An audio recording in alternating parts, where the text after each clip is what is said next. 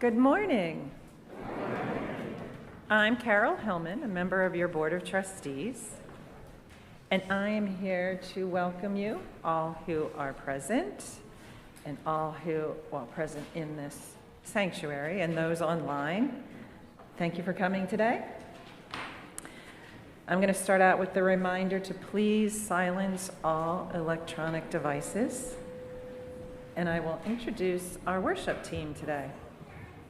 We have our senior minister, Reverend John Morehouse, our worship associate, Stephen Witt, and the music today will be by our own MLUC choir, David Brown on violin, and Jody Brown on piano.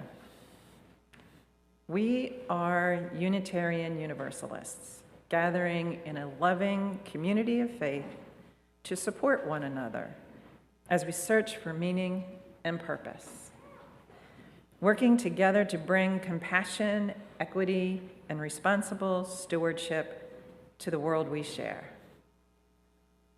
We affirm religious freedom and celebrate diversity, as all are inherently worthy and dignified. Whoever you are, whomever you love, whatever your journey or personal circumstance, you are welcome here. An especially warm greeting to those who are visiting with us today. Please join us after service for coffee and tea in our fireside room across the hall. Also take advantage of our welcome table. We have the MLUC.org website and our new MLUC app. I have one announcement. This is a reminder that Megan Rose, daughter of Ron and Joanne, is making her presentation today on the history and culture of the Lenape Nation at 11:45 in the McGinnis Room. If you bought this at the auction, please attend, and if you didn't buy it yet, you can still pay your $15 and attend. Now, kindly join me in giving voice to our mission. Together, we transform lives through love, service, and our welcoming faith.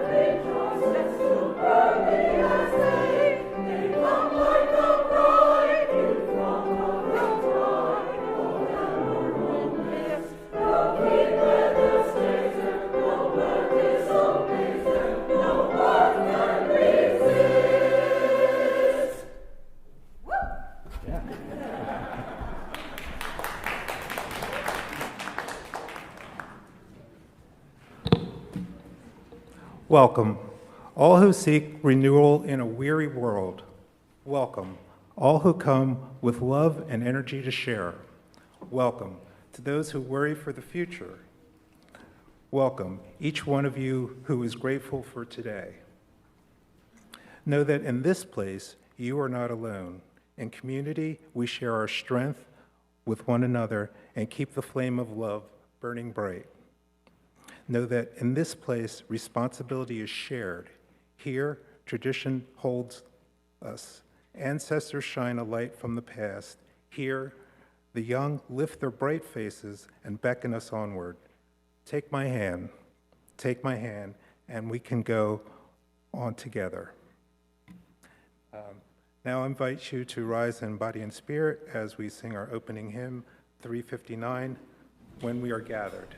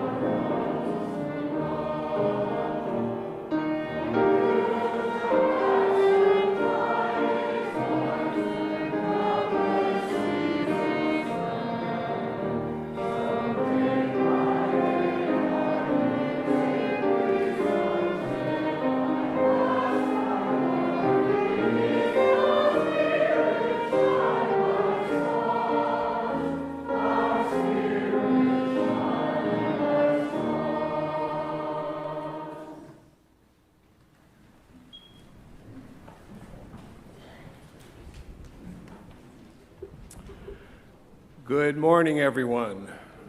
It's good to see you all here today. We had quite a busy weekend here.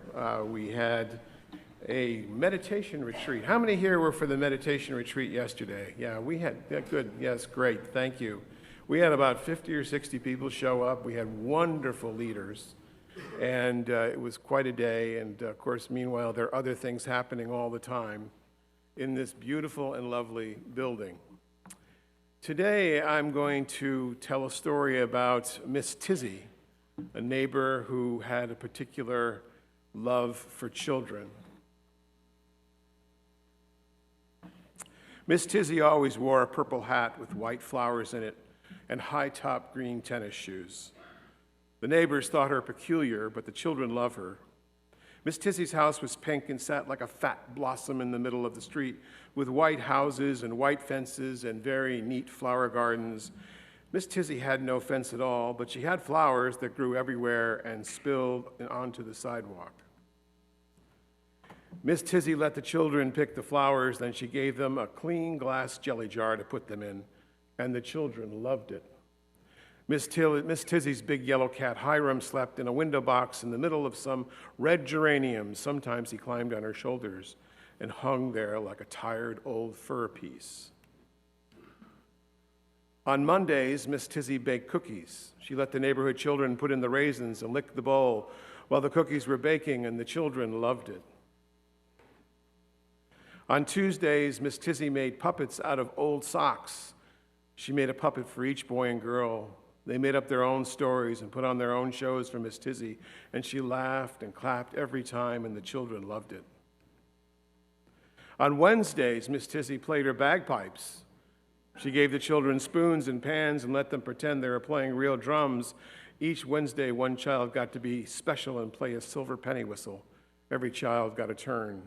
And they marched up and down the street with Miss Tizzy and her bagpipes leading the parade, and Hiram sometimes marched along, and the children loved it. On Thursdays, Miss Tizzy gave the children clean white paper and crayons. They drew pictures of sunshine and butterflies, and they put them in Miss Tizzy's red wagon and delivered them all over town to people who had stopped smiling and had grown too tired to come out of their houses anymore. Hiram rode in the front of the wagon with a red ribbon around his neck, and the children loved it. On Fridays, Miss Tizzy opened her trunk and they all played dress up. There were hats with feathers and hats with bows. There were baseball caps and straw hats with bright red bands. Everyone wore a hat. Miss Tizzy put on a lace shawl and served pink lemonade in her best china cups, and the children loved it. On Saturdays, Miss Tizzy put on her roller skates over her green tennis shoes, and they went up and down the sidewalks, and children came out of their white houses and joined her, and they made a roller skate train holding on to Miss Tizzy's long skirt. Hiram was usually the caboose. The children made train sounds, and Miss Tizzy was the engineer, and she never scolded the children for being too loud, and the children loved it. On Sundays, when the day was over, the children stretched out on bright quilts in Miss Tizzy's backyard and looked up at the stars. The tree frogs croaked their summer sounds as Miss Tizzy sang songs about the moon, slightly off-key, and the children didn't care. They loved it. One day, Miss Tizzy took off her purple hat with the white flower and laid it on the window seat. And then she took off her high-top green tennis shoes and placed them under her high white bed. Miss Tizzy lay down on her feather mattress, and she was very sick. Hiram left his office window box and curled up at her feet.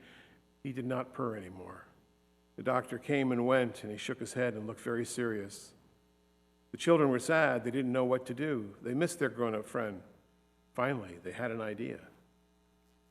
On Monday, they baked cookies with raisins and brought them to the pink house. On Tuesday, they stood in the yard and held up puppets to the window, and they put on a puppet show just for Miss Tizzy. On Wednesday, they brought pans and spoons and played a soft little drumming sound outside her door.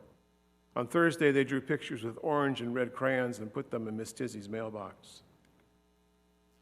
On Friday, they put on funny hats and left a tea tray at the front door, left Hiram a bowl of cool milk.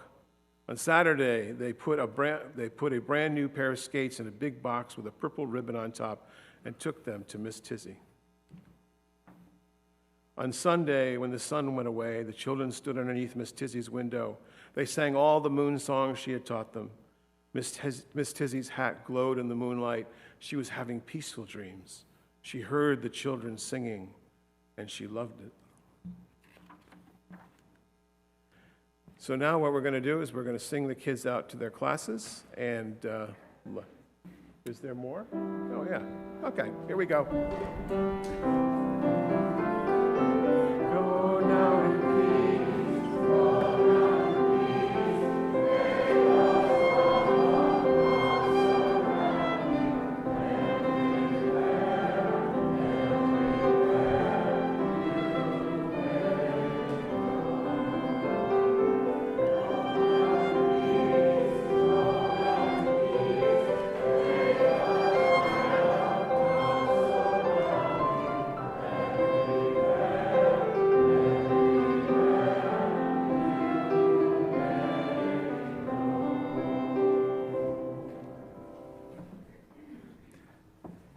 Each month, MLUC selects an offering outreach partner, a local charity with whom we share half of what we collect during our Sunday service offering.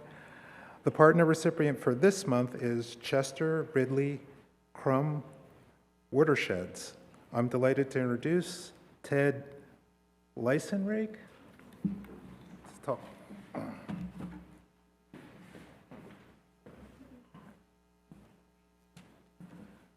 Thank you very much. I'm Ted Lysenring, Chairman or Board President of CRC Watersheds Association. I'd like to thank Deirdre for inviting us up here today and all of you for designating our organization for this giving month. I'd especially like to thank Jay because we surprised him early. I'd like to run a short video which really tells our story most completely. Jay?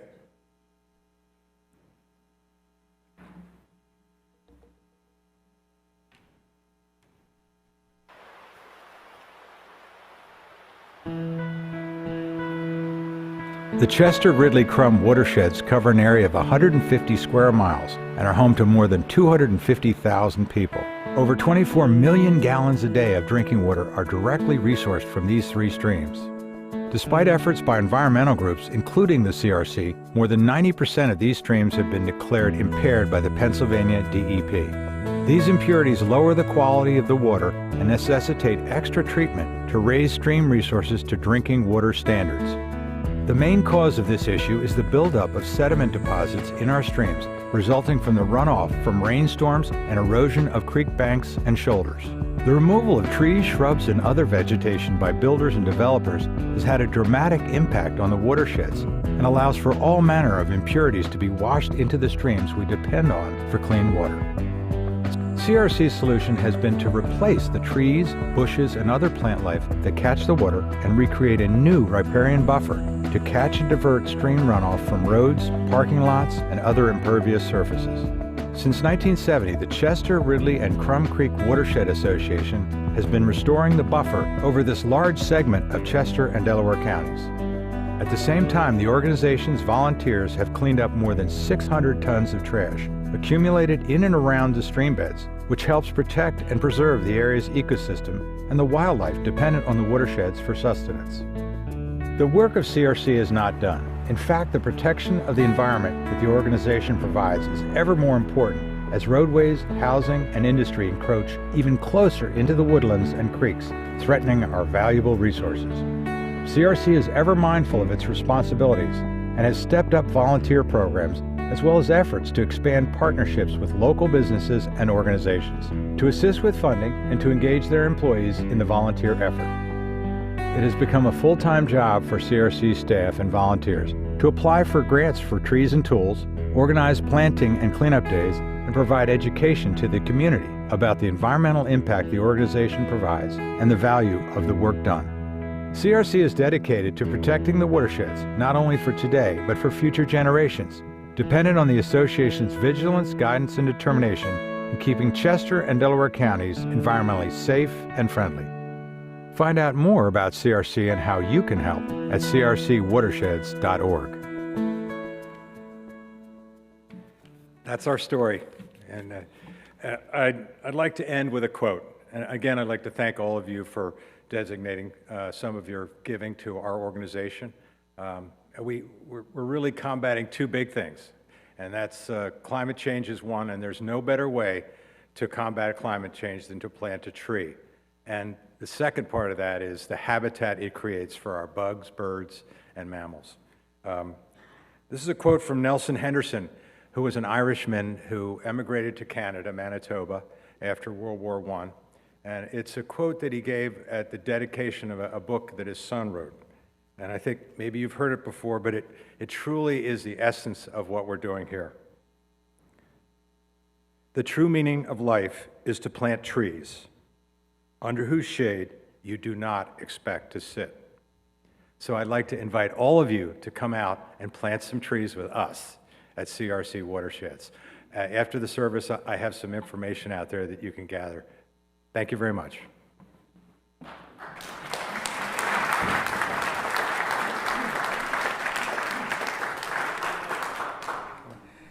If you would like to make a donation online, follow the instructions that you see on the screen behind me.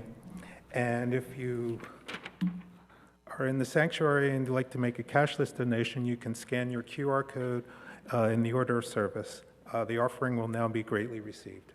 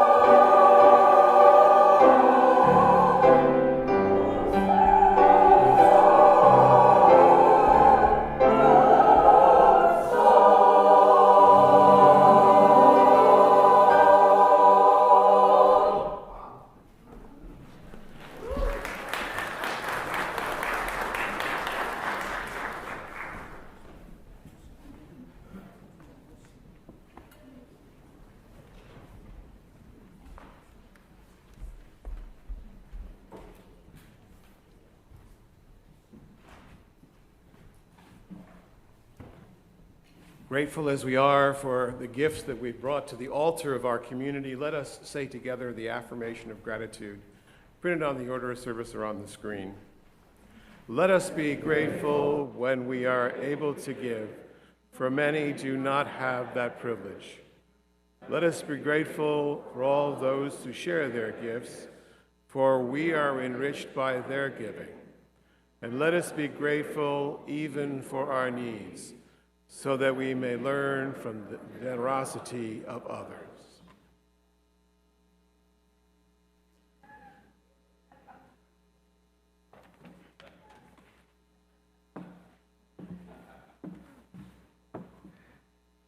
Candles of Community is our ritual of personal sharing and support in the trusted and safe environment. Each candle is lit. After each candle is lit, please join me in saying, "We hold you in our hearts." First candle is a candle of joy for all of those who are excited to bear witness to the solar eclipse tomorrow. We hold you in our hearts. Okay. Next, Dana Kelly writes, wishes to share her joy regarding the plight of her inmate friend, Ezra Bozeman. I hope I said that right. Due to the many phone calls to the governor about Ezra's mistreatment, 7 state House members have launched a complaint to the Secretary of Corrections and are seeking an investigation into his mistreatment. A huge thank you to all who made phone calls. For Ezra and Dana, we hold you in our hearts. And a late addition here, I understand Norma Winther is celebrating her 95th birthday. So we like...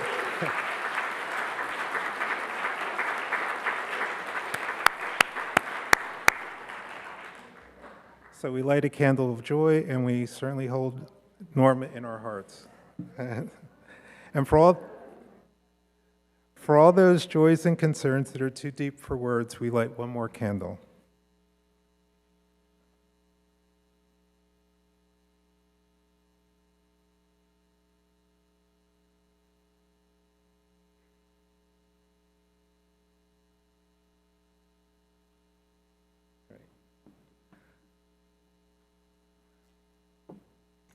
All right, our reflective reading for today is titled, If It's Magic, by Stevie Wonder. If it's magic, then why can't it be everlasting? Like the sun that always shines, like the poets in this rhyme, like the galaxies in time. If it's pleasing, then why can't it be never leaving? Like the day that never fails, like on seashores there are shells, like the time that always tells. It holds the key to every heart throughout the universe. It fills you up without a bite and quenches every thirst. So, if it's magic, then why can't we make it everlasting? Like the lifetime of the sun, it will leave no heart undone, for there's enough for everyone.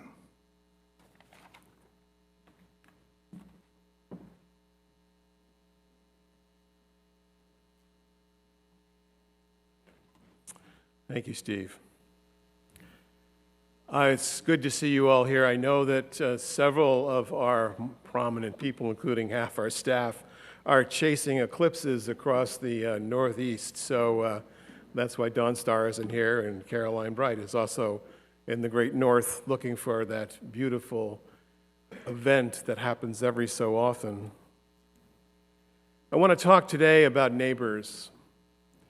And I want to start with a little story. It's a true story. This is from my time years ago in Frederick, Maryland, when I knew an African-American woman. In fact, she was the wife of a prominent civic leader, and she had suffered a terrible tragedy in her life. Her husband and one of her sons had died in a car accident.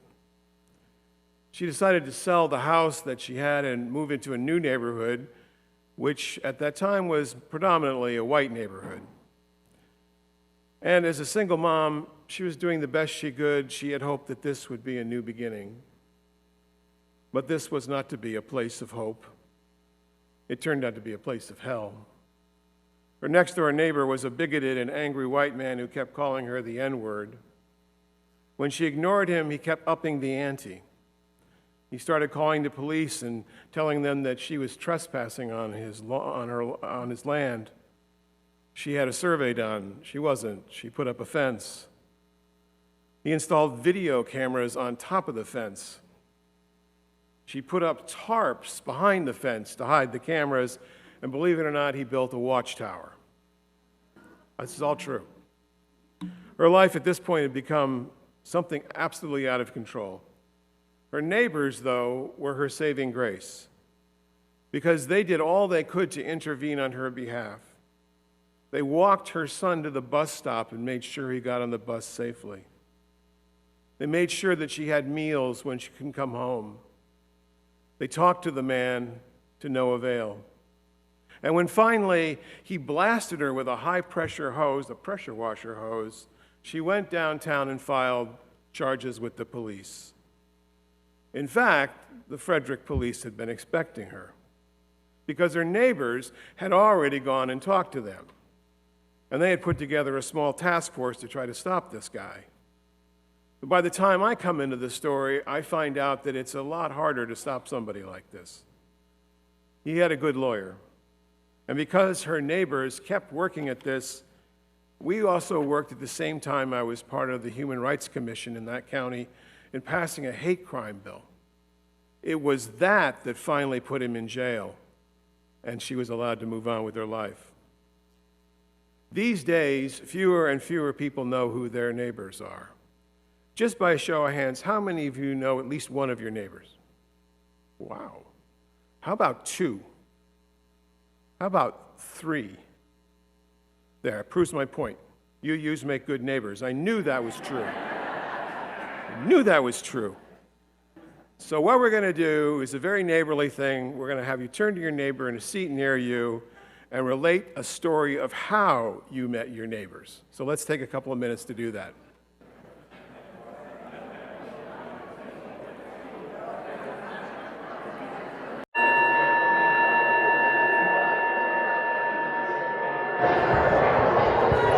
There you go.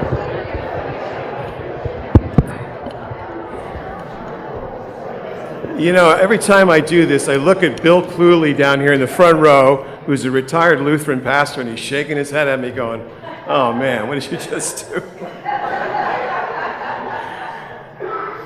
I remember one of my favorite stories was when we moved into a house in Connecticut and the alarm went off and we didn't know how to turn it off. And our neighbor next door, who used to own the house, came over and we managed to shut it off and call the police off and all that sort of stuff. And we ended up drinking scotch for the rest of the night, all the way till dawn. So that turned out to be a nice neighbor. Any unusual stories out here that anybody wants to share? We have a microphone. Yeah, okay, back there, and then Jansen in the front. Ours is extremely unusual. My husband and I moved into our neighborhood about 16 years ago, John, was it? And we were lucky enough to move right next door to Teresa and Mike Zink. The first person to greet us was Teresa when we drove into our driveway. And Mike and Teresa got together with another neighbor next door, and they moved all of our furniture into our home. Wow. Nice. And Jansen's here. Well, we thought we were in trouble when we met our neighbor because she was smoking right outside our sunroom with our windows open.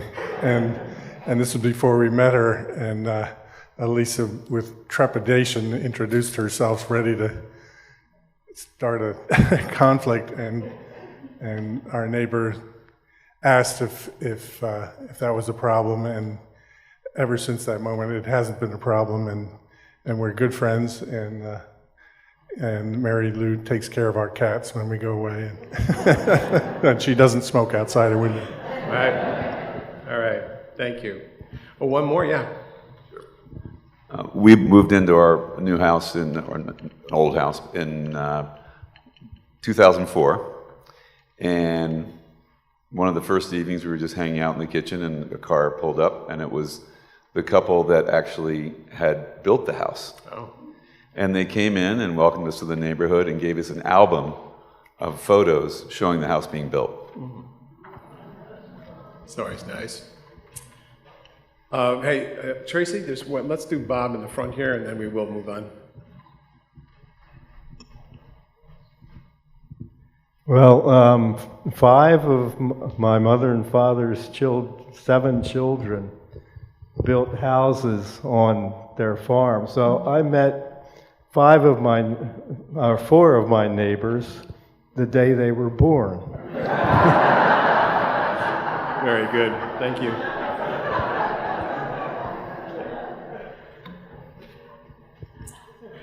You know, we always hope that we get to know our neighbors, and we always hope that it's good.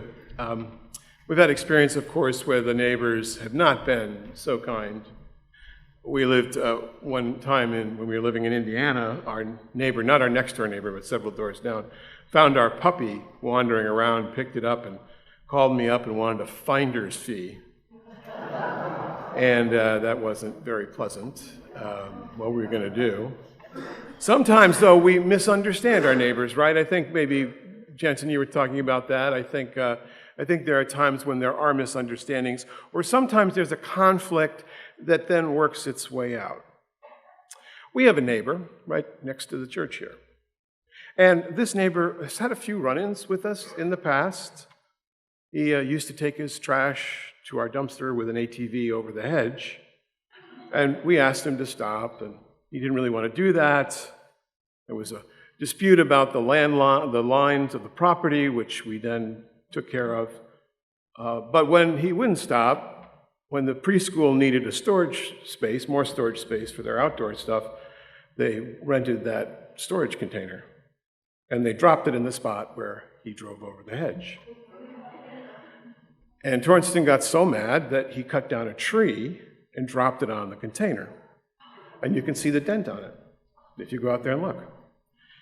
So this was not going to a good place. In fact, I was told by my predecessor that I should probably be a little careful about this guy, and I was like, oh, well, we'll see. Leave it to my beloved, who always finds a way to make a friend out of somebody. She met him going down the drive. She was working in the backyard of the parsonage. They chatted a bit.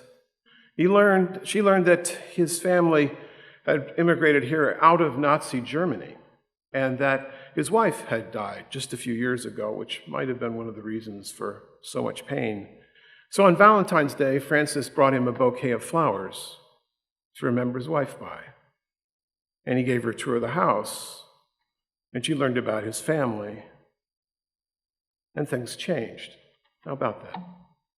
So now we've cleaned out some storage space here in the church, and the preschool is going to put their stuff in the container into the storage space inside the building, and we're going to have that yellow box taken away. That's what I mean by the neighborhood code. It's living the life of interdependence. And the phrase, the neighborhood code, comes from David Brooks' wonderful book, The Second Mountain. And if you haven't looked at it, you really should. It's a beautiful piece. It turns out that strong neighbors actually can save lives. This is something that has been shown in studies, sociological studies. In Southside Chicago, which I'm somewhat familiar with, there are 2 demographically almost identical neighborhoods, North Woodlawn and South Woodlawn, and they are interrupted by the University of Chicago in the middle. And one has double the homicide rate of the other. North Woodlawn is twice as dangerous to live in South Woodlawn. And the question was, why? And sociologists did studies of this, and they figured out that it's because of the rate of neighbor connection within South Woodlawn that changed how they relate to one another and lowered the fact that people can die by homicide. It's still a poor neighborhood, but it's a neighborhood that has neighbors. And the individualist ethos of our culture may very well be tearing our national fabric apart. We've seen this happen over and over again in the news with political commentary thrown in. But neighbors, actually, I believe, however we define them, may be our salvation. What does a good neighbor look like? How do we become better neighbors? And all of you seem to know your neighbors, or most of you do. And here's what David Brooks had to say. He said, first of all, know that as a neighborhood, you are enough, and that you don't have to be a spectator. That most improvements happen when neighbors look out for each other. It's not about neighborhood watch, friends, although that is one part of it. It's more about, are we there when our neighbor needs us? The understanding of a village over the self, that we inconvenience ourselves for our neighbors. And then perhaps the hardest, I think, for many, certainly youths who tend to trend pretty highly on the introverted side of the equation, initiate the conversation. Introduce yourself to your neighbors, just like you did right now. And we have newcomers in our congregation, many, many new people who've been coming over the last several months. And I'd like them, if you're free after the service today, to join me in the Greeley Library and come in for what I call a taste of soul, where we get to introduce each other and find out a little bit more about who we are. Neighbors have many eyes. That is a wonderful phrase. Dozens of people who might be looking out in the street or seeing what's going on. And even the long-touted proof of human selfishness in the Kitty Genovese murder in New York City. Does anybody remember this story? She was murdered at night under a street lamp, calling out for help, and nobody came to her aid. They've done a little research into that story. It turns out that's not entirely true. The police were called. It's just they took a long time to get there. And when Kitty managed to free herself from her assailant, she crawled towards a door, and a neighbor came out and pulled her in and locked the door behind her and tried to do the best she could to give first aid to Kitty. But her wounds were too severe. There might not have been 30 pairs of eyes looking out on her, but there were some. And while some people did not take action, somebody did. And the one I love the most about being a neighbor, and the one that I like us to practice here, and we have been practicing here, is radical hospitality. What do I mean by radical hospitality? Radical hospitality is welcoming someone who's different than you are. Home, said Robert Frost, is where they have to take you in, although I'm not so sure that's true anymore. But I do know that we are all broken in some way, and all of us can find a home here or in our homes. Even if we don't know our neighbors, we can find neighborliness here in this sanctuary or online even. Brian Stevenson, who runs the Equal Justice Initiative, helping take people off of death row, once said that we're all broken by something. We've all been hurt by someone, and we have hurt. We all share the condition of that brokenness, and the brokenness is not necessarily equivalent, because we don't know how each of us has been hurt, but we are different in ways that we are also alike. All of us have suffered, and suffering is a common bond, as brokenness is shared. I think a lot about this idea of brokenness sharing. I understand that not everybody can get along with their neighbors, but you need to find a neighborhood where you can get along. And one of David Brooks's last ones, which I love the most, is, "The sin is partly my own." Mutual fallibility is one of the glues that holds community together, friends. It's related to the great virtue of humility. No one is completely innocent. Our neighbor wasn't innocent in rolling over the yard in his ATV, and we weren't innocent in our response. Ultimately, though, relationships mean, and neighborliness means, that we have to try again, right? Again and again. Again and again in love. Because the question of who you are is intimately connected to the question of whose am I? Who do I belong to? Sometimes neighborhood codes can extend beyond geographic neighbors or faith neighbors, immediate neighbors. Last week, Temple Beth Hillel and Bethel was vandalized with hate language sprayed on one of their signs. I don't know if any of you saw that in the news. Thanks to the ever wonderful and brilliant Caroline Wright, our amazing intern minister, we put out a statement of support for our faith neighbors and offered support to the rabbi, who got right back to me and said, "Thank you very much, and when can we get together for coffee?" That's what it means to be a neighbor. And I, of course, have a little bit of a biblical reference here, the Good Samaritan story in the Bible, where Jesus is cornered by the temple priests, and they're asking him, well, what makes a good neighbor? Because knowing that in the book of Isaiah, as I was saying on Easter, there is a commandment, actually, this is where the golden rule comes from, the commandment to treat your neighbor as yourself. The scribes had hoped that they would trip Jesus up and that he would name prostitutes and tax collectors as neighbors, because that would be unwise. They are not sacred people. But he does, as he always did, he gave them a story. A certain man was going down from Jerusalem to Jericho, and he fell among robbers who both stripped him and beat him and departed, leaving him half dead. By chance, a certain priest was going down that way, and when he saw them, he passed by on the other side. In the same way, a Levite also, who came to the place, saw him, passed by on the other side. I always think of homeless people on the street, who I've gone across the street to avoid. But a certain Samaritan, as he traveled, came to where he was, and when he saw this man, moved by compassion, came to him and bound up his wounds, pouring on oil and wine, set him on his animal, and brought him to an inn to take care of him. On the next day he departed, taking out 2 denarii, which is about 2 weeks' worth of wages for a laborer, giving them to the host and saying, "Take care of him and do what you need, spend what you need, and I will repay you when I return." So now Jesus asks the temple priests, which of these do you think seemed to be a neighbor who fell among robbers? And of course they said, he who showed mercy. Go and do likewise, Jesus said. To understand how radical that idea is, by the way, it means you have a little bit of an understanding of what Samaria is. Samaria is this land that's kind of sandwiched in Palestine. The Samaritans broke off from temple Judaism to worship a god located within their borders, El Shaddai, the god of the mountain. They were considered an anathema to Jews in every way. It's sort of like Osama bin Laden showing mercy on you when everybody else walked by. That's kind of the equivalent. It was both meaningful in its own right and also called out the hypocrisy in a religion that was exclusive of others and yet claimed to know neighbors. Moving outside the comfort zone, listening deeply to those who you disagree with, is part of neighborliness and something I know we're all challenged to do. Whether your neighbor supports prayer in school or is against abortion, they may still be your neighbor.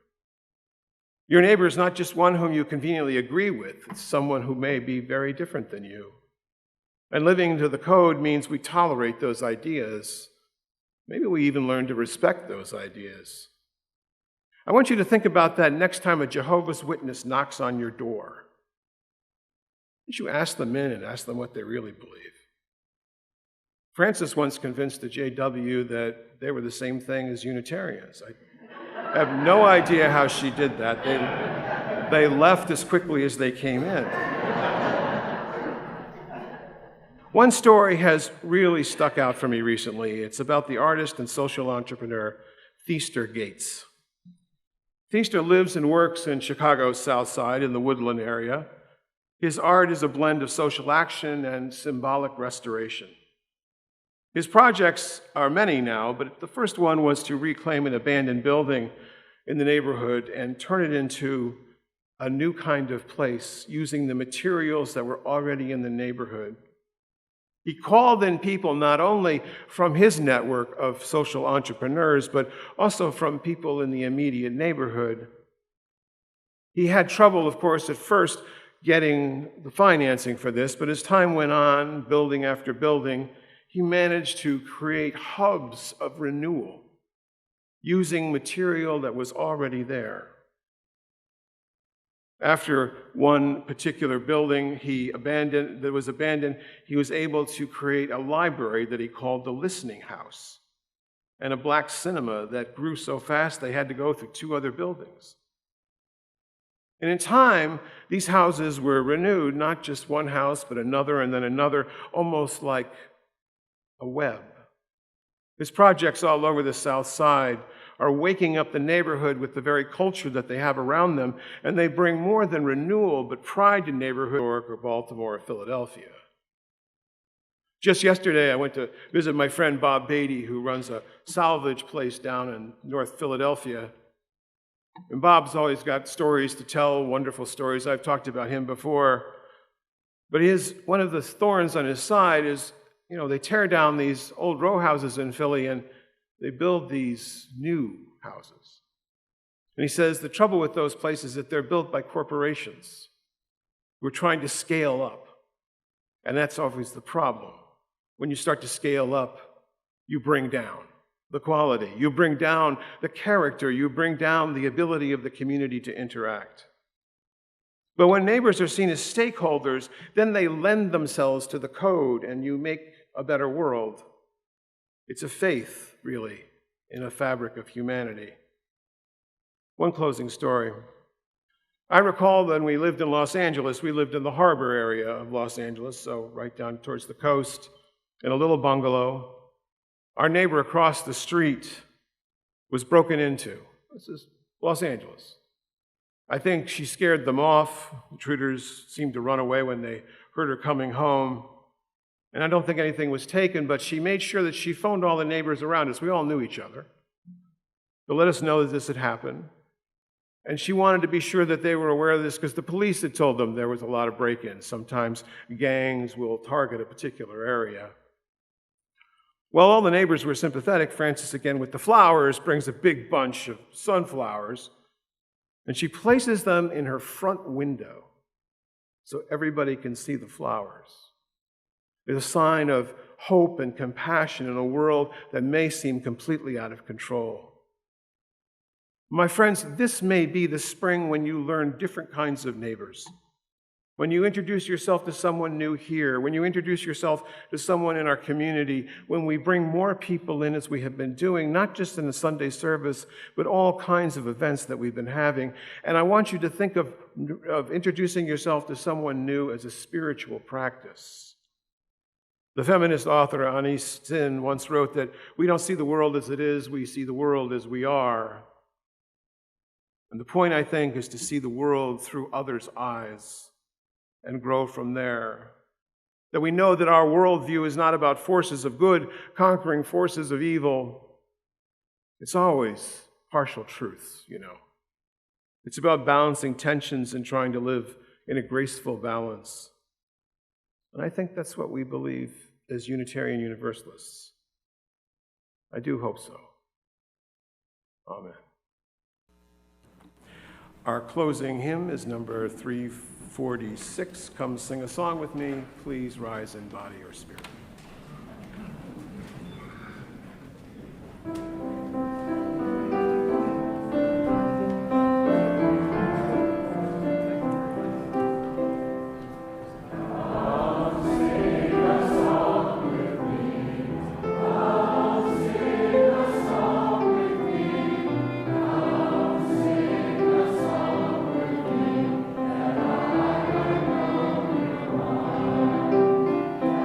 Oh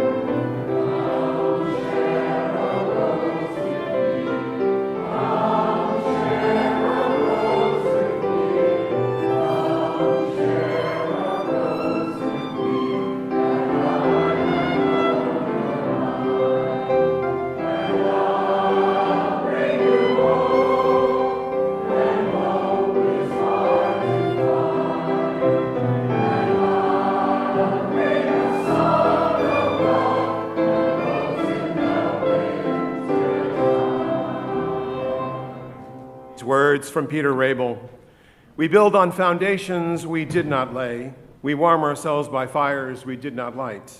We sit in the shade of trees we did not plant, and we drink from wells we did not dig. We profit from persons we did not know, and this is as it should be, because together we build across generations. Together we renew hope and faith in life and what is yet to unfold. And together we heed the call to a ministry of care and justice, of neighborhoods ever bound in community. May it always be so, for now the service truly begins. Please be seated for the postlude. Thank you.